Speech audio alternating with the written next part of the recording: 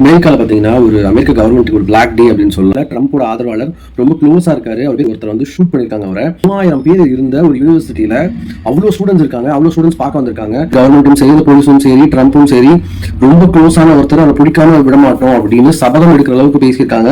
இது அமெரிக்காவுக்கு பார்த்தீங்கன்னா அந்த செக்யூரிட்டி பர்பஸ்ல வந்து ரொம்பவே வந்து வீக்கரா இருக்கிற மாதிரி இருக்கு. இதே போல ட்ரம்ப்புக்கும் நடந்தது. காதல ஷூட் பண்ணியிருந்தாங்க அவர் பிரச்சாரம் பண்ணும்போது. இது வந்து அமெரிக்காவில் தீவிரமா நடந்துட்டு இருக்கு. துப்பாக்கி கல்ச்சர் அப்படிங்கிறது வந்து அந்த ஊர்ல ரொம்ப நார்மல். அதை கண்டிப்பா அவங்க தடை பண்ணணும். தடை பண்ணாததுனாலதான் இந்த மாதிரி ப்ராப்ளம்ஸ் வருது. துப்பாக்கி லைசன்ஸ் வாங்கி எடுக்கிறது அந்த ஊர்ல நம்ம இந்தியா மாதிரி டஃப் கிடையாது. அந்த ஊரு குவைட் நார்மல். அமெரிக்காவில் துப்பாக்கி கல்ச்சர் வந்து ரொம்ப அதிகமாயிட்டு இருக்கு. ட்ரம்ப்புக்கு நடந்தது வந்து பாத்தீங்கன்னா ஜஸ்ட் மிஸ் ஆனாது. ஆனா சார்லி கிறிஸ் அப்படின்றவர் தப்பிக்க முடியல. மத்தியானம் டைம்லங்க ஆஃப்டர்நூன் அப்படின்னு மென்ஷன் பண்றாங்க.